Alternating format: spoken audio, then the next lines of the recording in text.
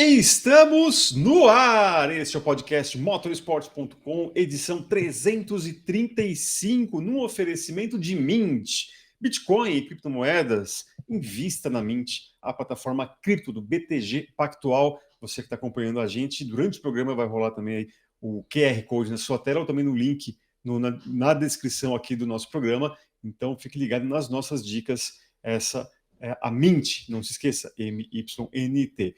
E eu tenho aqui um convidado que eu posso dizer que é um grande amigo também de anos aí de paddock. Eu posso afirmar que é uma das melhores resenhas do paddock quando você vai ali e quer saber alguma história de bastidor, viu, Guilherme Longo? Você vai ali e solta a letra para você e de uma maneira clara e até, dependendo do assunto, engraçada por conta disso. Beto Monteiro, muito obrigado pela sua presença aqui, pelo seu tempo. A gente vai bater um papo legal aqui, tenho certeza, mas eu quero agradecer demais aí você ter conseguido conciliar, porque dia após, day after, né, uma etapa da Copa Truck, eu sei que para você não deve ser dos dias mais calmos, né? Mas muito obrigado. Bom, eu que agradeço aqui, a honra de estar aqui mais uma vez, muito bom. Mais uma vez, porque ó, esse rapaz aqui esteve conosco lá no início, nos primórdios do podcast motorsport.com. A gente vai aqui falar bastante sobre o Beto na pista, né? Mas a gente também vai falar sobre aquilo que também movimentou bastante o fim de semana no esporte a motor mundial. Eu estou me referindo ao GP da Emília-Romanha de Fórmula 1, em que Max Verstappen, para minha surpresa, conseguiu vencer e convencer a corrida lá em Imola. Teve ultrapassagem na largada, teve um carro com mais ritmo e até, me parece, uma confiança. Guilherme, vou começar contigo essa. O Verstappen se colocou novamente na briga pelo título, no caso dele do Penta, depois desse fim de semana. Seja bem-vindo também. Olha, bem, primeiro, salve galera, um abraço para todo mundo. Beto, muito obrigado por estar aqui no podcast com a gente. Eu acho que o Helmut Marko, na etapa de Jeddah, ele falou uma coisa muito interessante. Ele previa que a Red Bull teria ritmo para superar a McLaren em Imola, só que ele falava que essa melhora de ritmo passava pelo novo assoalho, que foi introduzido em Miami, que foi um desastre. Sim. O Marco realmente, ele saiu de Miami e falou assim, putz... É que o Marco é falastrão, né? Ele fala, mas você não sabe realmente... Só que a palavra dele se cumpriu. O Verstappen venceu e venceu bem esse fim de semana. O Piastri e o Norris não conseguiram chegar próximos dele. Tudo bem, a McLaren teve uma série de contratempos, uma primeira parada ruim do Piastri, muito cedo, que jogou ele no meio do tráfego. Depois teve que fazer 3 paradas, então perdeu muito tempo nisso. Mas em nenhum momento a gente viu a McLaren ameaçando o Verstappen esse fim de semana. O problema é uma corrida. Sim. E as 2 corridas que a gente viu o Verstappen vencendo essa temporada, que são Japão e Emília-Romanha, tiveram um pouco dessas características de uma previsão completamente errada e um Verstappen dominante. Mas a tônica da temporada tem sido o contrário, que é a McLaren sendo a equipe inalcançável. Então, não sei, eu acho que a sequência de Emília-Romanha e Mônaco podem dar uma injeção de ânimo muito grande para o Verstappen e para a Red Bull, mas para lutar pelo título, eu ainda quero ver pelo menos a Espanha, que é uma pista mais neutra, que é a pista de testes da Fórmula 1 por excelência hoje, e ali eu acho que a gente vai ter uma noção melhor. E um dos pontos altos da corrida, né, Beto, foi aquela ultrapassagem do Verstappen sobre o Piastri. A gente fala aqui, né, a gente tem que ser justo aqui, né? Quando o Norris toma um passão desse, a gente aqui fala, pô, Norris, você não tem gabarito para enfrentar o Verstappen e tal. Agora quem tomou foi o Piastri. Tudo bem, nas etapas anteriores ele vendeu mais caro e tal, mas do ponto de vista de quem está ali, acelerando, freando, olhando para os espelhos, a ultrapassagem do Verstappen foi categoria A, né, Roberto? A, e arrisco a dizer que o Piastri tomou um susto, para falar a verdade, porque se você prestar atenção, ele vinha cuidando do Russell que vinha atrás. Uhum. Então ele não esperava que o Max ia se jogar, e aí onde vem o cara diferente, né? Ele sabe que o cara está se preocupando com o de dentro. Uhum. Sabe que isso também tem uma tendência, no meu ponto de vista, né? Olhando assim, o detalhe técnico, né? O cara, quando tá mais por dentro, o cara freia um pouco mais cedo. E um pouquinho mais cedo ainda, porque tem um cara por dentro. Ele nunca imagina que o de fora vai se jogar, feito o Max jogou. E Max muito bem observado, aproveitou e foi lindo, né? Assim. É. E aí depois a gente não teve basicamente, ele já consegue mais de um segundo ali que foge, acaba escapando do DRS, né? E aí, como o Guilherme falou, conseguindo ali manter um ritmo que não fez com que a McLaren chegasse ali. Agora, psicologicamente, né? A gente fala muito do embate entre Verstappen e Norris psicologicamente, e sempre colocou aqui como o Oscar Piastri como um cara mais frio. Você não consegue ler muito o que ele está pensando. Você olha para ele, você não sabe se está num bom dia ou um dia ruim ali, né? Isso. Pode estar com dor de dente É muito linear, né? O estado a dele. cara né? dele é a mesma, né? Tá com dor de dente ou acabei de ganhar 1 milhão agora aqui. Né? De alguma maneira, esse passão abala quem toma ele, Beto? Você acha que depois dessa, com uma nova disputa, Verstappen versus Piastri, você acha que o Piastri já vai encarar diferente? Já fica putz, aqui agora, o que eu faço? Né? Vou ter que cobrir os dois lados aqui.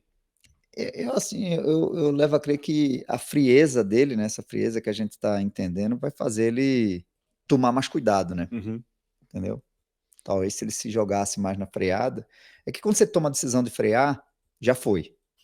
Já. Não tem como você mudar muito aquilo ali, né? Principalmente Fórmula 1, que o tempo percorrido freando é pouquinho, né? Então talvez esse cuidado ele vá ter maior, com certeza. E com certeza o Verstappen sabe que na próxima ele vai cair diferente. Exatamente.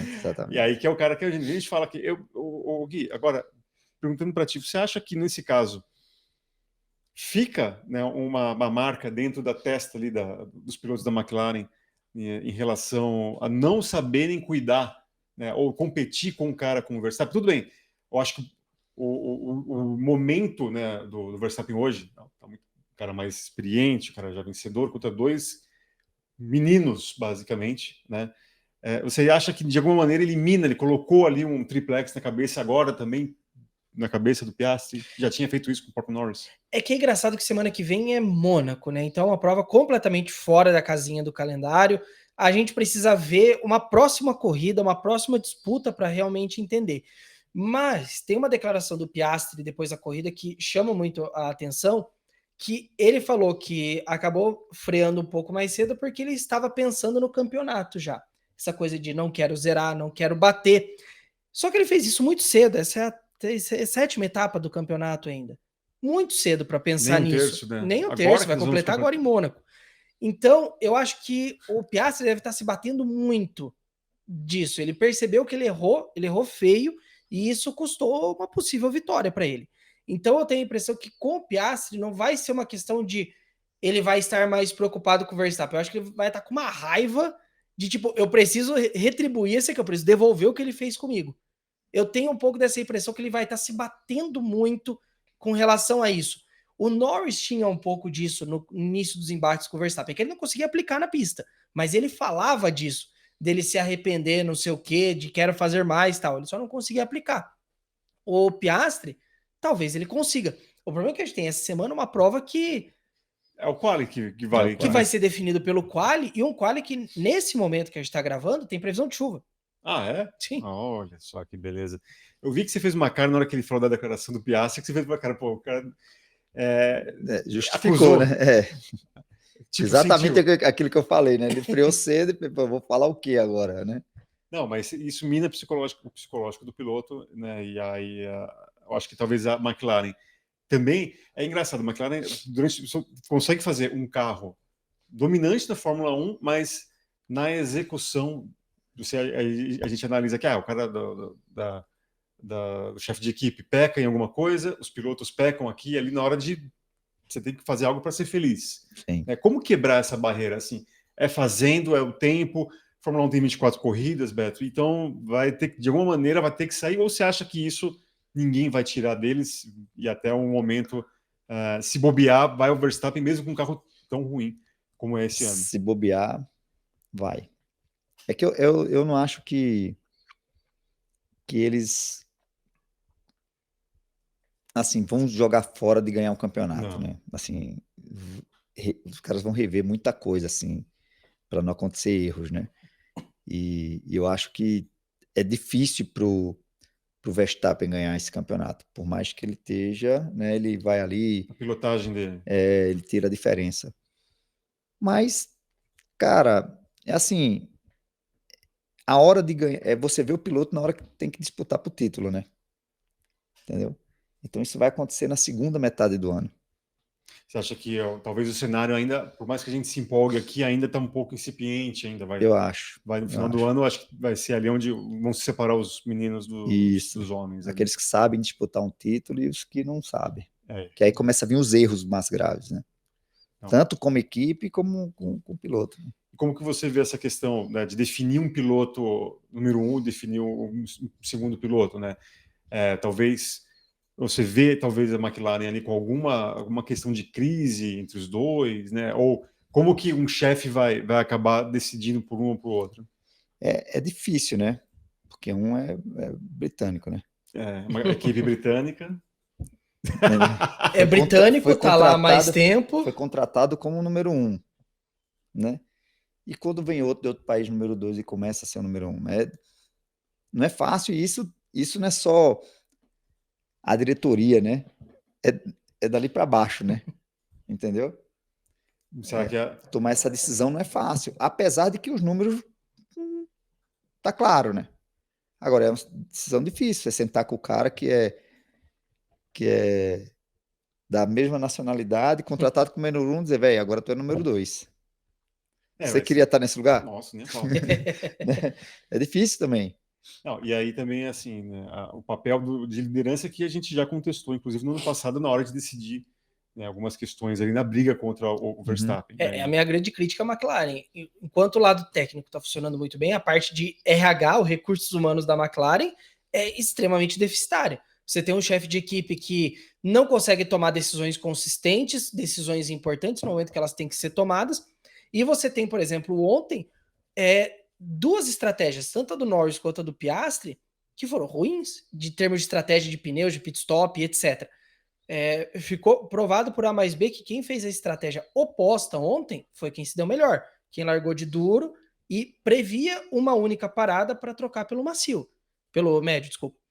É que o Norris conseguiu esticar tanto o primeiro stint que minimizou o problema. Mas é isso, a McLaren no lado de recursos humanos de planejamento peca demais. É isso aí, como você disse, agora GP de Mônaco, depois tem Barcelona, Mônaco possivelmente com chuva, então o bicho vai pegar, vai ser de novo aquela coisa de Mônaco, não dá para passar, como é que pode? E Mônaco com agora dois pitstops obrigatórios. Já correu em Mônaco, Beto? Não. Não, ainda não. Você já correu na Europa algumas vezes? Era muito caro correr em Mônaco, fiquei fora. Fazer preliminar. Né? Perfeito. Olha só, tem um recado muito importante para você, que é a Mint. A gente fala aqui, tem falado durante essas últimas semanas aqui, porque é realmente um negócio muito sério e é um negócio muito vantajoso para você. E você sabe que esse mercado ele é dos mais rápidos, assim como as corridas. O Beto Monteiro, que está aqui, piloto, sabe lidar muito bem com velocidade, e você que está assistindo a gente precisa também cuidar disso, porque nos negócios, se você perder o timing, um abraço. Então a Mint é MYNT.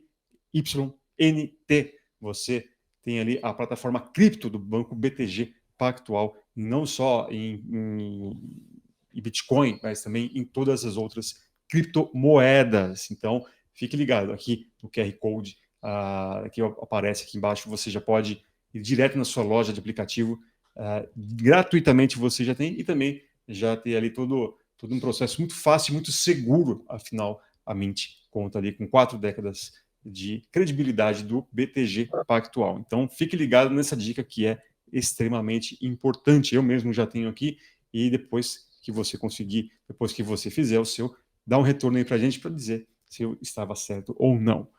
Vamos continuando aqui.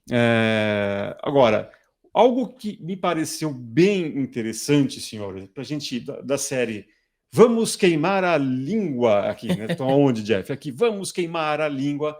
Eu estou falando de Ferrari, que parecia que teríamos tifoses chorando todo fim de semana, o ritmo dos treinos uma porcaria, e aí, Gui, de repente, não é que o ritmo de corrida da Ferrari estava legal? Foi uma boa corrida da Ferrari, se você parar para ver. O sábado, quando a gente fez o nosso programa pós-quali, tava eu e o Carlos na mesa e a gente apostou assim, como que seria o teto da Ferrari? E aí a gente falou assim, talvez um P8, no máximo um P7. Hamilton quarto colocado. Leclerc, apesar dos problemas com os pneus, falando, putz, pneu tá ruim, talvez eu termine fora da zona de pontos, sexto lugar. Então, Ferrari deu um belíssimo de um salto entre o que foi uma classificação desastrosa e uma corrida que foi realmente muito interessante. E aí eu acho que foi a primeira vez que o Hamilton chegou à frente do Em um GP de domingo, sim. Nas duas sprints, o Hamilton terminou na frente do Leclerc. Finalmente, né? Pelo menos para dar uma aliviada, né, Beto? Porque assim, você via as entrevistas do Hamilton ultimamente, tava uma tristeza, né? Você chorava junto com ele. Cara, eu gosto do Hamilton, cara. Eu acho que... Mas eu vi outro dia desse e eu acabei concordando. Chega no momento da vida e você dá atenção a muitas outras coisas paralela à corrida, que chega no nível que está a Fórmula 1, vai fazer falta. E eu não falo da idade, porque o cara também faz isso há tanto tempo, com tanta maestria, né, com tanto título nas costas, que é normal você relaxar, né, nesse momento e de um tempo para cá ele dá atenção em outras coisas que eu acho que acaba refletindo na pista, né? Então acho que mas mesmo assim, você vê, você pega um resultado desse, pelo que estava vindo, você não espera, né? E ele acaba conseguindo ali, né? Ganhou um sprint, né? Sim. Foi pódio na outra sprint também. Então, assim... É aquela coisa, né? O que estava acontecendo, o que a gente estava até discutindo aqui, é que a gente via ali que estava... Realmente não era... Os resultados, o desempenho não era ao nível do Hamilton, mas quando ele falava para o público ou alguma questão, parecia que realmente parece que eles estavam brigando junto com a Sauber lá embaixo. Exato. Não, pelo amor de Deus, né? Tá exagerando, né? E aí, eu não sei também se a esperança era já chegar, já brigando por vitórias, então, que era uma coisa que eu acho que razoavelmente ninguém esperava, né? Já brigar por vitórias assim, de repente. Tudo bem, acho que aquela sprint da China também deve ter enganado muita gente. Né? O final de 2024 também. Em relação da Ferrari. Ele tinha boa expectativa porque ele estava chegando numa equipe que terminou o ano passado muito alta, bem. Né? Mas agora ele está com 40, né? Tá com 40 anos, tá com idade redondinha o Hamilton. Provavelmente, se por um acaso um carro novo em 2026 ele conseguir esse título, acho que ele acaba aposentando com 8, né? Agora, se não tiver, mas a Ferrari tiver com o carro ali, né, na briga, o que vai ser dele? Vai esperar mais 2, 3 anos? Né? Vai fazer igual o Fernando Alonso? Vai alonçar. O Alonso já está passando dos 45 já. Isso vai ser muito complicado. Agora, essa briga, né? O próprio Hamilton com o Leclerc, você vê ali, né? Como que você observa? O menino que nem mais menino também, né?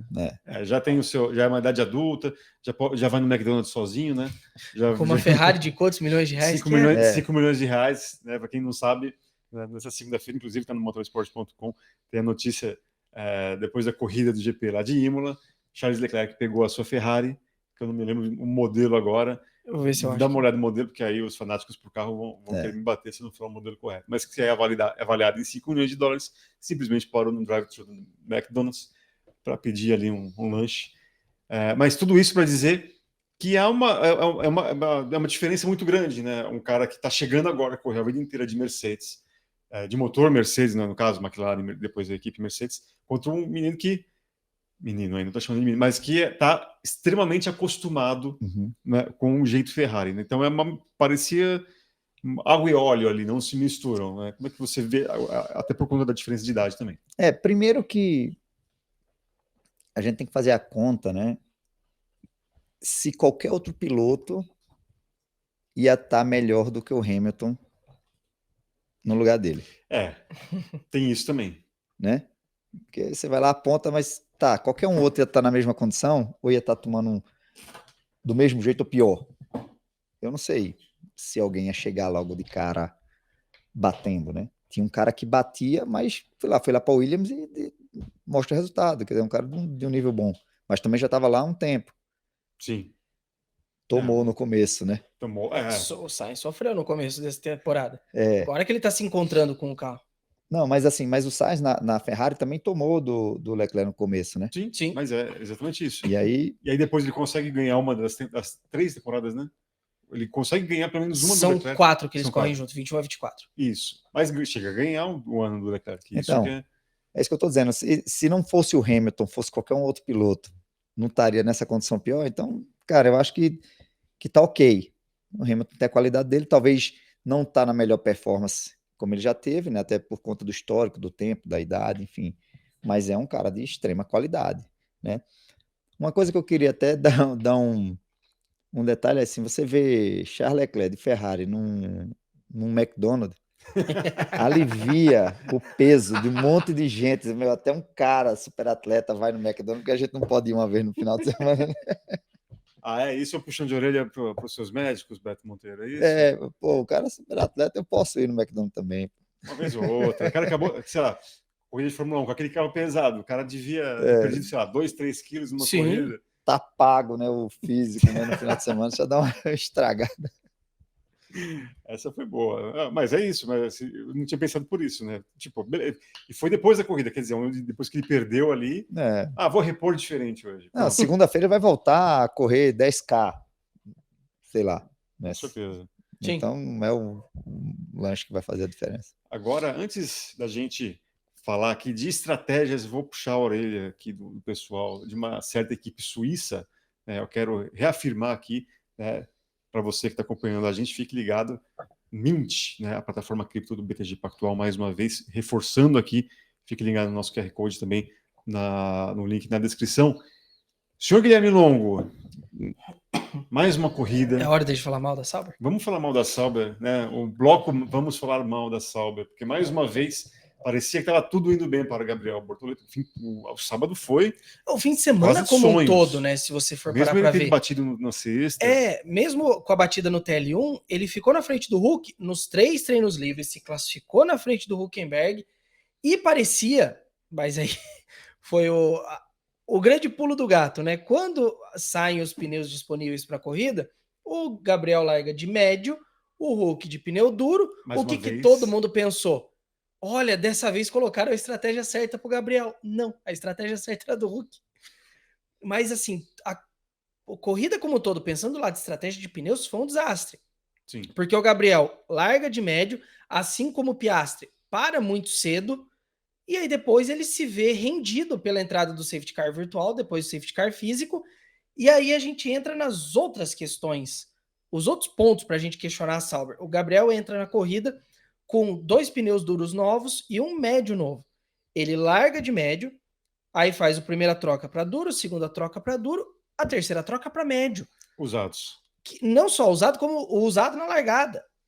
Ah, o mesmo pneu? É, porque ele não tinha pneu médio usado para colocar na corrida, ele só tinha aquele da largada.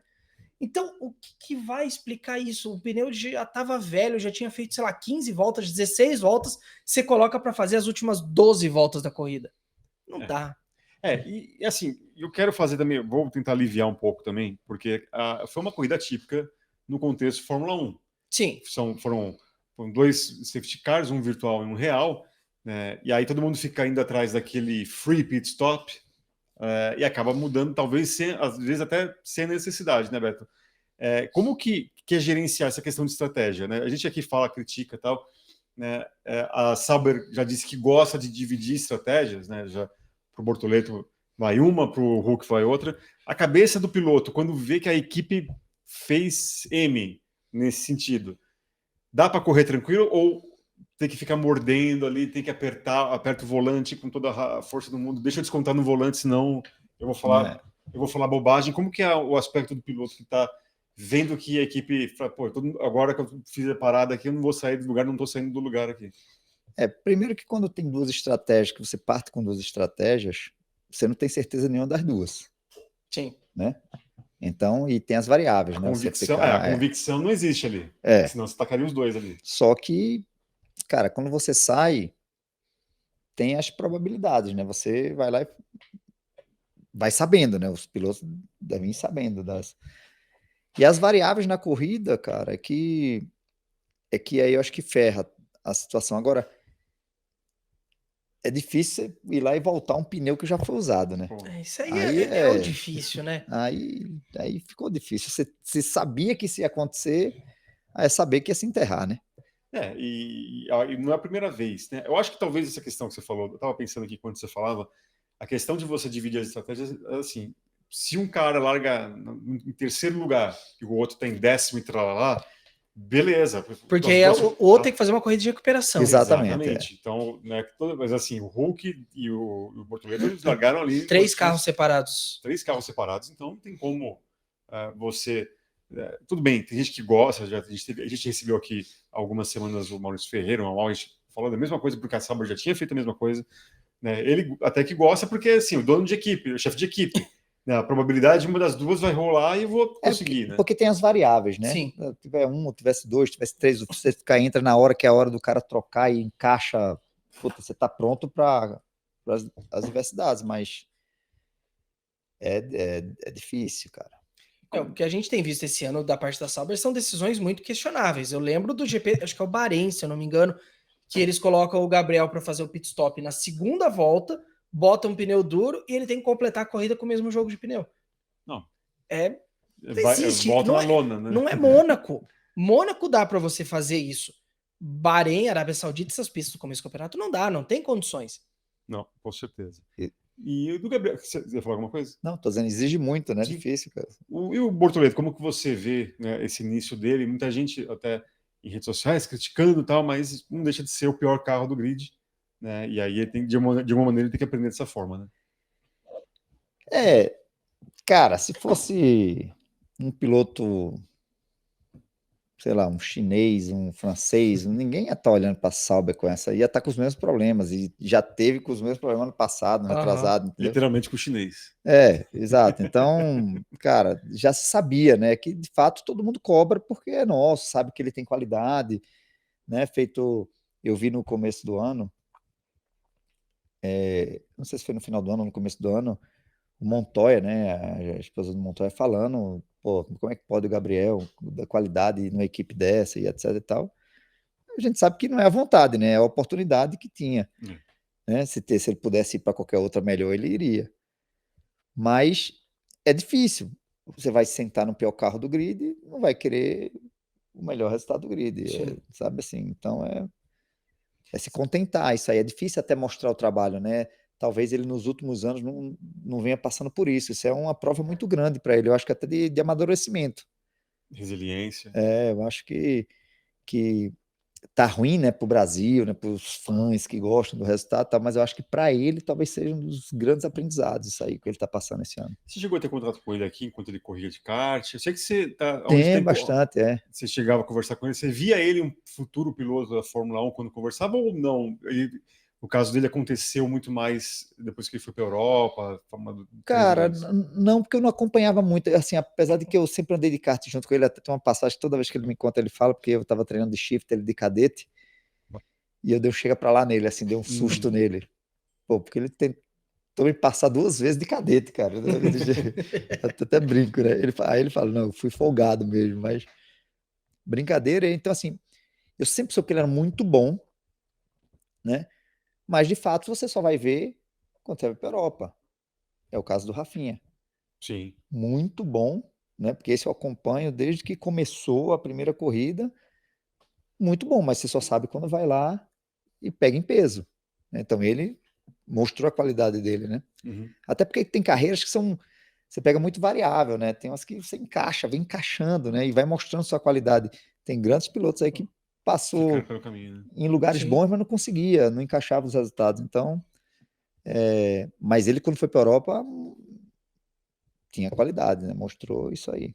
Agora você falou do Rafa Câmara e eu quero que você fale sobre ele, porque agora nesse último fim de semana ele conquistou mais uma pole position na corrida principal. Terceira em 3 etapas. E em 3 etapas já tem 2 vitórias e um pódio em corridas principais. Em corridas principais, que é distribuir mais pontos e tal. Líder do campeonato da Fórmula 3, correndo numa equipe de ponta que coleciona aí os últimos 2 campeões. Incluindo o Bortoleto. Né? E também piloto da academia da Ferrari. Beto, você acompanhou, né, até pela questão regional, né? Rafinha é pernambucano, ele é de Recife De também? Recife também. Né? Você não é de Recife. Sou de Recife. Você é de Recife, mas... Não, muita gente acha que eu sou de Caruaru, É. porque nas corridas de Caruaru, eu falava, o piloto local, aí achava que era especificamente Caruaru. E eu acho que eu já fiz essa pergunta para você umas 3 vezes, mas tudo bem. A idade minha também está chegando. Agora, mas o que você já percebeu nele que ele era realmente diferente? O futuro dele está selado, você acha que dificilmente, tudo bem, dentro da politicagem que existe, a questão esportiva também, mas talvez mais a politicagem na Fórmula 1 pode impedir. Ele é um piloto fadado a ser um piloto da Fórmula 1? Sem dúvida. Como que você via Isso no eu acho início? que não tem dúvida hoje. Né? Até pelos últimos anos, o que ele vem fazendo, né? Mostrando, com a academia que está por trás dele, eu não vejo como não. Né? Salvo não ter vaga, né? Feito Sim. passou algum tempo, muita gente não conseguindo entrar, né? Já que entrou muita gente agora, né?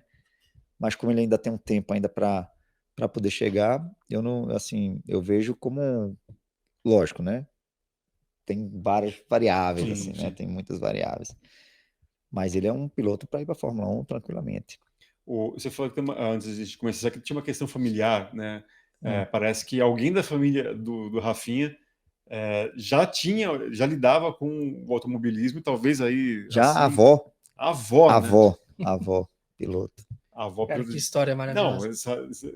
para mim é uma novidade. Eu confesso que eu não sabia, né? Quer dizer que a avó de Rafa Câmara correu como piloto. Como piloto. O tio, né? O tio correu de kart comigo, né, lá em Recife. E aí parou, ficou um tempo, e aí Rafinha, novinho, começou a andar. Tá no DNA. E ele é o cara, como eu acompanho desde cedo, né? Ele sempre foi diferente, cara. Ele é né? Você vê que ele é muito tímido para falar, né? Sim. Todo mundo já percebeu, é muito, muito tímido, mas de uma qualidade assim impressionante. Assim, esse desde novo, né? Eu acompanhei. Já o Gabriel, eu vi poucas corridas, eu vi na cadete, que ganhava corrida, era muito bom, tal, né? Mas eu não acompanhei corrida a corrida, né? O Rafinha desde sempre eu acompanhei todas as corridas, mesmo quando estava junto, via os resultados, falava com ele, com o pai, com a mãe, tudo. O que está rolando nesse momento do automobilismo pernambucano, porque também tem o Kiko Porto, que é um dos destaques. Sim. Né? É a melhor fase, talvez, ali do pessoal do Nordeste, o Nordeste que precisa, né, de reativar um pouco mais ali, quem sabe, algumas corridas ali, já teve Caruaru, como você falou, Salvador já recebeu Stock Car, né? Como que você vê esse momento ali? Tem mais gente que pode surgir aí? Cara, pouco, mas tem. Né?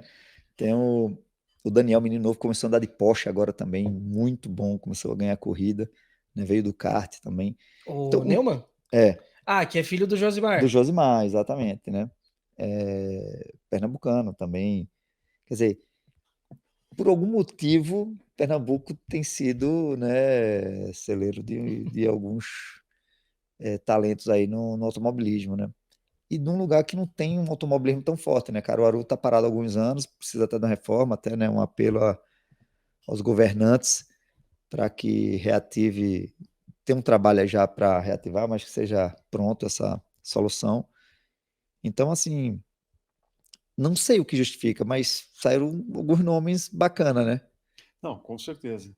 E eu acho que assim, o fato da Ferrari já ter visto e falado, opa, vem para cá, né? Eu acho que já diz muita coisa, já meio que tomando conta do menino. Sim. Né? Tanto que assim, até para falar com ele, né, para a galera que não sabe, para a gente falar, para fazer entrevista com o Rafa Câmara, você tem que pedir autorização para a Ferrari. Não é nem para o assessor do Rafa no Brasil. Né? Já é para a Ferrari e ele mesmo não sendo piloto. Tudo bem, isso é um procedimento mais para quem é piloto de Fórmula 1. Sim. Né? A gente não consegue, por exemplo, falar com o Bortoleto tão facilmente. Né? A Sauber tem que autorizar, né, fazer todo um processo ali para a gente bater um papo com ele. Mas isso e o Rafinha já está inserido nesse contexto. Agora é ver se ele consegue confirmar esse título. Nossa, já estou colocando aqui em vias de ganhar título, mas essa boa fase para conquistar a Fórmula 3, para quem sabe também ir para uma boa equipe. Eu acho que a Ferrari pode ajudar nesse caso de conseguir uma boa equipe também na Fórmula 2 para emular aquilo que o Bortoleto fez, né, com o adicional que ele ano passado destruiu na freca. Né? Sim. O Rafa tem uma uma referência, né? Porque a carreira dele toda na Europa foi se pegando com o Antonelli, Ah, é bem Sim. lembrado. né? E o Antonelli foi precocemente para lá. Uhum. E o Rafa está sendo mais preparado para chegar lá, né? Então, assim, quando eu falo que ele vai para a forma que ele quer, qualidade, sem dúvida, né? Mostrada, só que ele está sendo, acho que, mais bem preparado para poder sentar. Talvez se o Rafa tivesse sido adotado pelo Toto Wolff, ele já estaria na Fórmula 1 Talvez. já. Então, Pulado etapas. porque isso aí, na verdade, é uma questão interessante, pensando no futuro do Rafa. Você pega as gerações anteriores dos pilotos da academia da Ferrari, as oportunidades para entrar na Fórmula 1 eram maiores, que você tinha a Sauber, que era cliente, Sim. você tinha a Haas, que era cliente. O Rafa vai chegar numa época que a Ferrari não tem essas oportunidades. A Sauber ano que vem vira Audi, a Haas hoje tem uma parceria muito forte com a Toyota, e a Cadillac, que vai ser parceira, vai ser cliente de motores da Ferrari até 2028, tem um projeto próprio. Então, isso pode ser um desafio para o Rafa. Na porta de entrada da Fórmula 1, para onde que ele vai atirar? Aonde que vai aparecer a oportunidade? E aonde que a Ferrari pode ter uma influência nessas discussões? Vai ser muito bom. Primeiro, eu acho que ele tem que... Não, deixa a gente pensar no futuro. A gente aqui do lado de fora, a gente pensa, mas ele talvez ali, vamos pensar. Tem Mônaco esse fim de semana, pensa no agora. Pensando agora, Mônaco, né? E ele tá indo muito bem nos qualis, né? Em Mônaco. Tudo bem que o carro... É determinante, né?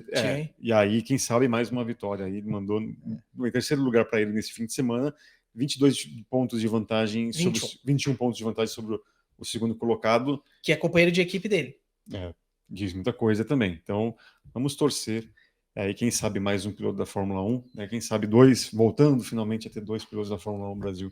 Seria maravilhoso. Agora, mudando de assunto, um assunto que eu acho que você vai saber falar como ninguém aqui, Beto, porque o pessoal que já está assistindo a gente pelo YouTube já viu, né? Caminhões Volkswagen, o Meteor, porque ele é piloto da Copa Truck. Nesse ano de 2025 está fazendo uma outra de NASCAR Brasil, mas nos últimos 2 anos fazia jornada dupla, né, Beto? Dupla, Loucura aquilo, né? Você viu? Cadê o Beto? Está correndo ali, pegando o caminhão. Cadê o Beto? Vim passar aqui não, porque ele vai entrar no NASCAR. Tá correndo na pista e no paddock. Literalmente, né? Tempo para falar. Ainda tinha tempo para falar com os amigos ainda. Né? Tudo bem, já era noite, assim e tal. Mas corrida, né? Corrida nada. Conta pra gente como é que está sendo esse seu 2025, né? Nós tivemos nesse último fim de semana a etapa da Copa Truck em Interlagos, né? Como que está sendo o ano para você? Você não teve um bom fim de semana, mas aí como é que está sendo o 25 e as perspectivas aí para quem sabe mais um título? Olha, o 25 está sendo muito bom, né? Meu caminhão tá super competitivo, né? A gente já estreou com o 2º lugar em Campo Grande, vencendo Londrina, muito competitivo nos treinos em Interlagos. E aí na corrida, na classificação em corrida, a gente perdeu um pouco de potência. Não sei ainda o que é, né? Mas alguma coisa de um desgaste prematuro aí que me deixou na mão na etapa. Mas um prejuízo grande, né? Você perder as 2 corridas, né? Zerar logo na primeira, foi muito ruim para o campeonato. Mas o campeonato é longo, assim, ainda tem bastante prova, não é fácil. Mas como está tendo uma alternância de liderança, né? Assim, tudo bem, o Felipe está na frente, mas é uma alternância de ganhadores, né? Vamos aproveitar isso aí para tentar recuperar até o final do ano. O caminhão tem se mostrado muito bom em todas as situações. Então, eu ainda continuo muito otimista. Legal, bacana. E nós vamos ver agora um papo que eu tive com um senhor que eu acho que você deve conhecer pouco, Carlos Coll, que falou sobre esse último fim de semana ali, dentro do evento, que tem também, como eu disse, a NASCAR Brasil, também a Copa HB20, né? Nesse último fim de semana também teve Turismo 1.4, teve Old Stock, 5 categorias, né? E mais uma vez, autódromo pinhado, lotado de gente ali, muita comoção ali, né? Com o que se via na pista. Então vamos ouvir aí a palavra do grande mestre Carlos Coll.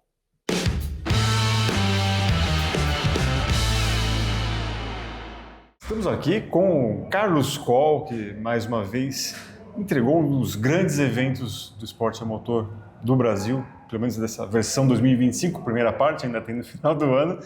Eu quero saber de você uma avaliação do evento como um todo, né? O Autódromo de Interlagos me parece que está eternamente em reformas Isso pode atrapalhar um pouquinho o público, e tal, mas no geral, no contexto geral, como que você avalia esse fim de semana aqui que tivemos a Copa Truck, NASCAR Brasil, Copa HB20, Turismo.4, Old Stock, estou esquecendo de mais alguma?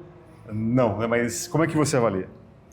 Olha, foram 5 categorias, 165 carros de corrida, perto de 180 pilotos por causa das duplas, né?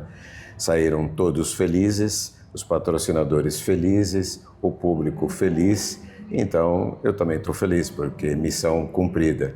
Apesar que, como você falou, reforma no autódromo, outro evento que vai entrar a seguir já montando, né? E a gente teve que se sincronizar. Tivemos um show no meio da semana para 50, 60 mil pessoas. Tudo isso complicou bastante a nossa logística, mas a nossa equipe de produção é tão sensacional que deu jeito em tudo, se acomodaram e o evento foi um grande sucesso, como a gente está falando. Eu sei que vai ser uma pergunta meio levantar e cortar, mas eu acho que não. Qual é o segredo de você ter uma presença de público tão grande nos eventos envolvendo as 5 categorias, né? Eu acho que você pode falar o que for, ter o gosto em relação a um tipo de competição, a um tipo de carro, mas o fato é que as categorias, quando elas vêm aqui a Interlagos, costumam encher as arquibancadas. Qual é o segredo? Como é que a gente faz para encher Interlagos aqui com automobilismo? Vou anotar aqui. Se é segredo, eu não vou contar. Olha, primeiro, a gente vem construindo esse público ao longo do tempo, a gente tem algumas técnicas para poder encher as arquibancadas, a gente tem muitas parcerias com grandes empresas, então tudo isso faz parte de uma estratégia que a gente põe em prática para sempre ter a casa cheia. Como você sabe, os nossos eventos são sempre os de maior público aqui do automobilismo brasileiro, né? Vai lembrar que, tirando a Fórmula 1, né, o recorde de público aqui de Interlagos pertence à Copa Truck, NASCAR Brasil. Não sei se já estava a Copa HB20, mas depois, né, da pandemia, perdendo apenas para a Fórmula 1, é o evento de automobilismo que coloca mais pessoas aqui, né? Não, é verdade, é verdade. E aí sai essa grande festa que vocês viram, que vocês vivenciaram, né? É uma coisa que empolga a gente, emociona a gente, porque, de novo, dá essa sensação de missão cumprida. A gente quer fazer automobilismo, somar para o automobilismo brasileiro com as nossas categorias e a gente quer entregar um bom entretenimento para todos que vêm aqui, né? Camarotes lotados, muitas empresas fazendo relacionamento, fazendo B2B, abrindo oportunidades de negócio. Então a gente acaba entregando uma plataforma que é completa, né? O automobilismo por parte dos pilotos e equipes, um grande show de várias atrações para o público que vem aqui e uma oportunidade para os patrocinadores usarem a nossa plataforma.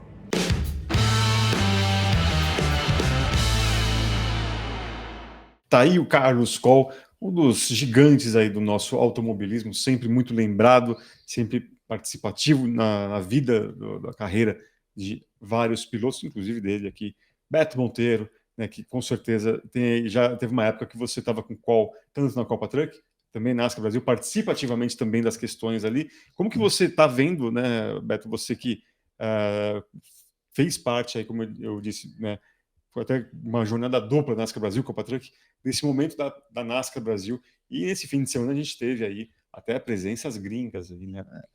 O pessoal veio dos Estados Unidos, né? É uma galera de peso, né? Peso, né? Steve Phelps, o presidente da NASCAR. Cara, eu vejo... Talvez eu consiga traduzir bem, tipo, tá igual um foguete, né? Tá numa crescente impressionante, né? A qualidade, as corridas, né? Cada vez mais tá aí a prova do interesse da NASCAR americana, né? Em estar envolvida com o Brasil. O projeto é muito grande, né? O projeto como um todo é muito grande e ainda tá só no começo. Então, eu, assim, muito feliz com essa entrada, né? Você que sabe que eu fiz muitas corridas lá atrás e pouca gente conhecia de como funcionava a NASCAR aqui no Brasil. Hoje não, hoje cada vez mais vem crescendo, né, o conhecimento, o público, assim, gostando. Então, demais o trabalho que o Coll e o Thiago Marques vem fazendo aí com a NASCAR Brasil. E muita gente não sabe, né, mas você, como você acabou de citar, você correu lá atrás, né, tipo, Sim. 10, estamos em 25, uns 15 anos atrás, 10, ali, você fez ali algumas corridas no que é hoje a Arca, Arca, né, tanto na parte leste, oeste, sim. mais leste, né? Que a leste era mais forte ainda, continua sendo mais Continua forte. sendo essa daí. Né? Como que foi essa sua experiência, né? E se falava, tudo bem que você tinha ali também a presença de mexicanos, acho que até japoneses teve também, não, você não chegou com... Não me lembro. Mas como que era, assim, os, entre aspas, rednecks ali, existia, o pessoal ficava te olhando torto porque você não era americano? Cara, se olhava eu nem percebia, pra falar a verdade, eu não ligava, né? Então, mas, cara, a experiência, né, a gente já falou sobre isso, incrível, assim, incrível pela diferença que é correr, né? O automobilismo é completamente diferente, o jeito de correr, o jeito de você lidar com as coisas, né? Eu aprendi, assim, um monte, assim, Daniel, muito responsável, que me ajudou muito, também, também aprendendo, né? Mas a gente sempre falou muito, né? Muitos pilotos que me ajudaram ali, né? Mais os mexicanos, lógico. Mas de um... E assim, e era muito difícil para mim, né? Porque eu já não vinha de uma escola feita a maioria chegaram lá, né? Tipo, com ovais. Eu ia pontualmente, né? Uhum. Fazia 3, 4 corridas, 5 corridas no ano. Então, tipo, eu chegava de paraquedas para fazer aquilo. Então, era muito intenso para mim, e não era fácil. Mas hoje, né? Com os pilotos onde estão, eu agora entendo porque também era difícil, né? Porque tem uma qualidade gigante, né? Você vê que aquela turma ali, que era a turma que eu andava, hoje são os principais, né? Eu estou até buscando aqui os nomes para a gente falar aqui. Você andou com Chase Elliott, Kyle Larson, Com o Bubba Wallace, Brad Moffitt, os irmãos Dylan, Brian Truex. Vamos pegar aqui, ó, quer ver? Ó, vamos pegar a última corrida que você fez aqui em 2014 na Leste. Vamos pegar aqui uma que você fez em Richmond. Richmond, né? Finalizou em 23º, mas ó, Cole Custer, que hoje está na Cup Series, Ben Rhodes, referência, Austin Hill, deixa eu pegar aqui, Greg Galdwin, Matt Casgrala, nossa, bastante. Josh Berry, que hoje está também na Cup Series, tá aqui, ó, Beto Monteiro representando aqui no Brasil. Teve o Akinori Ogata, por isso que eu falei, na minha cabeça tinha japonês no meio. Daniel Soares terminou à frente de muita gente aqui, inclusive dos bons aqui. Mas para uma galera, ó, deixa eu pegar aqui, eu passei, Matt Tift, tem uns caras aqui da pesada. Vamos pegar alguma outra aqui, por exemplo. Rockingham, eu lembro que foi quando o Larson ganhou o campeonato, né? Rockingham foi em 2012, né? 2012. Vamos pegar aqui, ó, Rockingham, pista boa que vai voltar. É boa essa voltou, pista. aliás, né? É boa essa pista. Tyler Reddick, olha só. Corey LaJoie, Bubba Wallace, Kyle Larson. Tinha um mexicano que corria de maneira americana, que é o Sérgio Penha. Ben Kennedy, olha só, você competiu com um cara que vai tomar conta da NASCAR no futuro. Quem sabe Ben Kennedy é o futuro, é o bisneto do fundador da NASCAR. Chase Elliott. Cara, essa corrida de Hawking você tava estrelada. Pesado. Brett Moffitt, Harrison Rhodes. Caramba, né? Bastante gente mesmo. E é isso. Né? Agora, vira e mexe, você tá fazendo umas corridinhas ali também, né? Você também tava... Voltamos um pouco a fazer, né? Aproveitar o embalo, né? A fazer um pouco aí. Dos late models. Dos late models. Muito bom o carro, cara. Que é aquele que tem cavalaria pra caramba, só que você tem que domar o bicho, que não é uma pista curtinha, né? Exatamente. Pista de 18 a 20 segundos, com mais de 700 cavalos, né? Caramba! A última que eu andei agora tinha 35 carros. O spotter fica igual o narrador de corrida de cavalo na sua orelha. É tipo leilão. É tipo leilão, exatamente. É tipo leilão, cara. Uma loucura. Você entende 20% do que ele fala, mas tudo bem. E aí aquela coisa que uma vez que você me falou muito hoje, para um piloto brasileiro jovem que quer fazer, ou que já tem alguma experiência aqui, ele precisa meio que mudar o mindset, ele precisa virar a chavinha, ou resetar tudo aquilo que ele tem na cabeça, né? É o cultural, né? Porque é aquilo que a gente vai falando, né? Para virar rápido, vai virar. Sozinho. Você vai num treino de um dia, você dá 500 voltas. Né? Agora, a dinâmica da corrida é muito difícil. É muito difícil. E aí, nessas corridas, eu tenho levado jovens pilotos para ter essa experiência e praticando, né? O Diogo Moscato fez uma temporada inteira lá. o Guco Toniolo, o Felipe Untoso, né? Foram pilotos que foram lá e andaram bem, sabe assim, tiveram experiência. É muito bacana isso aí. E isso até é legal porque essa cultura cada vez mais vai invadir o Brasil, junto com a NASCAR Brasil, e a ideia da NASCAR, né? Uhum.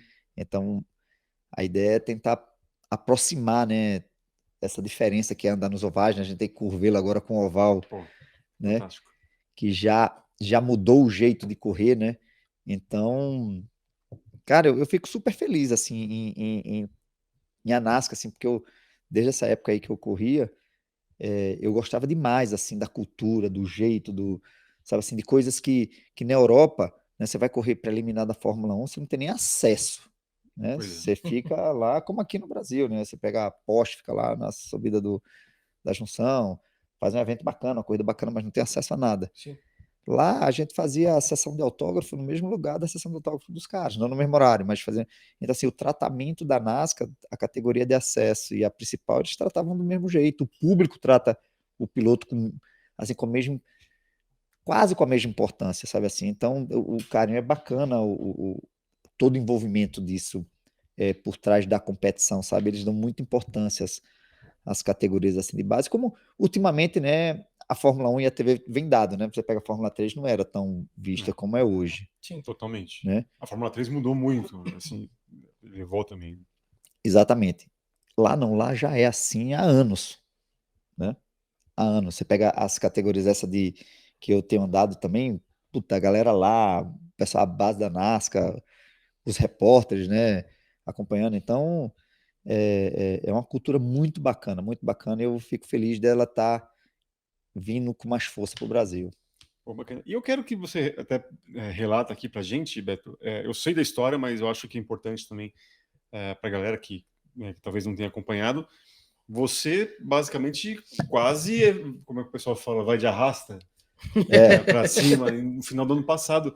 Conta essa história, como que você descobriu e o que aconteceu? De repente, ficamos sabendo que você estava hospitalizado e como que você acabou, como que você parou lá no hospital? Cara, muito legal. Eu tava andando de kart, né? Porque kart eu sempre uso como parte de preparação física.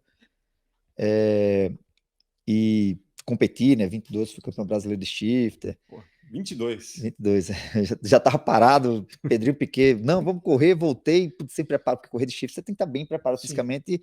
E o brasileiro, diferente dos outros anos que eram no meio do ano, foi em dezembro. Ou seja, aquele calorão. Pô, já tava num ritmo de final de ano, sabe assim, que você vai tirando o pé. Mas massa, assim, ganhamos. E aí eu treinando de shifter, cara, passei muito mal, assim como nunca tinha passado, a pressão caiu, o coração disparou. E lá no cartódromo da Granja, a ambulância me pegou na pista, fui para o ambulatório, fui atendido. Acabei indo para o hospital, detectaram rápido o que eu tinha, que era uma dissecção, que chama, né, que é um rompimento da aorta, e precisava ser operado prontamente, Imediatamente. imediatamente. Então já saí de um hospital, já fui para o outro. Mas tinha uma questão também, por exemplo, pegaram o seu braço, viram que não tinha pulso. Isso, descobriram. A suspeita foi essa, tentaram medir a pressão no braço no hospital, a máquina não pegava, dava erro. Eu falei, cara, eu acho que eu tô com a pressão ainda baixa. Eu falei, não, pô. O cara, quando botou no outro braço, quer dizer, o meu lado direito não tinha pressão. E aí o plantonista lá da emergência, até que foi parabenizado pelo cirurgião, ele falou, não, peraí que isso pode ser rompimento da aorta, e já prontamente me botou na máquina para medir, para fazer os exames, e foi constatado. E assim, foi tudo muito rápido. Né? Então, e mesmo assim, muita gente pergunta, pô, você desmaiou, você acordou no hospital? Não, cara, não desmaiei hora nenhuma. Eu passei mal, fiquei muito mal, pressão baixa, quase desmaiando, mas quando eu cheguei no hospital, já me deram a medicação. Eu tava assim, como eu tô falando com você no hospital, o pessoal me explicando tudo, mas eu não tive hora nenhuma noção da gravidade. Eu não tinha Talvez isso tenha noção sido até melhor, né? Sim. do índice de mortalidade muito grande da cirurgia, que a minha esposa teve que assinar um termo de ciência de óbito antes de eu Caramba. entrar na sala de cirurgia. Eu não sabia de nada. Então, eu dou muito exemplo assim, tipo, puta, uma pedra quase bateu na sua cabeça, você vai, puta, mas que pedra? Passou muito perto, você nem viu a pedra. Assim, eu não senti esse peso. Eu vim saber depois que eu já tinha operado e que, né? e que era muito grave, que suspeita de eu não poder voltar a correr. Muita gente falou que eu não ia poder voltar, inclusive alguns médicos, assim, pelo tamanho da gravidade, né? Mas uma coisa muito boa, e aí conversando de novo até ontem com o meu médico que esteve lá na pista, tudo me acompanhando, é que surpreendentemente a recuperação foi muito rápida. E como eu tinha um foco de ficar pronto o mais rápido possível, né? Que eu queria voltar a fazer o que eu fazia. Uhum. E com aquele medo, né? De tipo, será que eu dou. Porque quando tem muita gente falando que você não pode mais fazer isso, você cria na cabeça que você também não sabe se ainda é capaz de fazer. É um negócio muito louco, né? Até em dezembro eu ir lá e fazer um treino de caminhão na última etapa e virar um super tempo bom assim.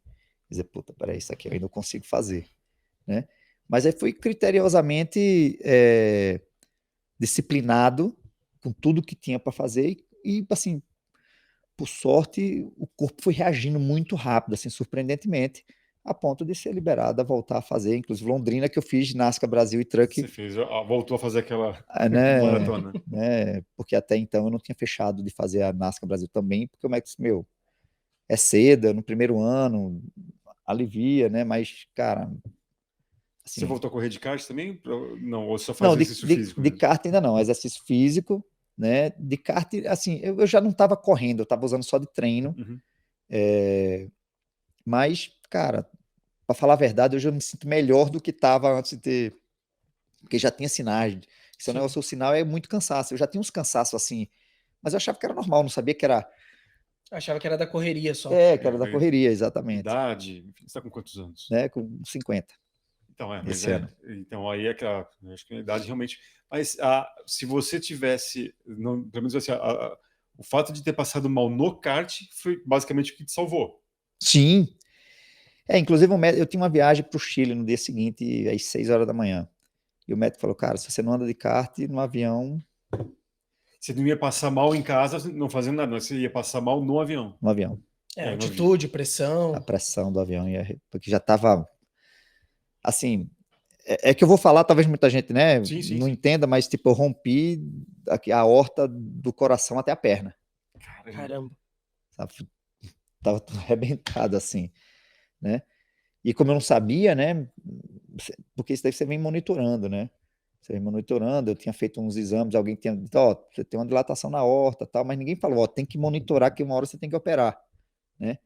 Até alguns pilotos, como o Serginho Gimenez, fez essa cirurgia igualzinha, Uhum. porque ele vinha monitorando. Chegou um momento, o médico disse, ó, daqui para frente pode romper. Ele foi lá e fez. Né, com 30 dias ele estava correndo de estocar. Sim. Mas ele fez preventivamente. O meu, tipo, já estava todo arregaçado. Impressionante. Rapaz, então kart salva vidas. Olha Opa, só, kart também é também. saúde.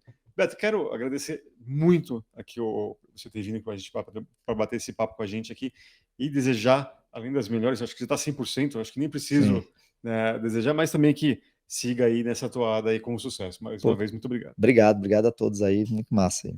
Muito obrigado também ao Guilherme Longo e um recado final a você, justamente para ficar de olho aqui no QR Code embaixo ou também no link na descrição, porque a Mint vai ali te ajudar. Você vai ter ali o aplicativo, você vai poder investir de maneira segura, né, na plataforma de criptomoedas. Você vai curtir. Eu já estou aqui com os meus ganhos e também recomendo a você. Tá legal?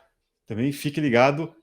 Se você ainda não se inscreveu no canal, faça isso já. Também acompanhe o motorsport.com nas redes sociais, além do próprio site motorsport.com.br. Um grande abraço a vocês. Tchau, tchau.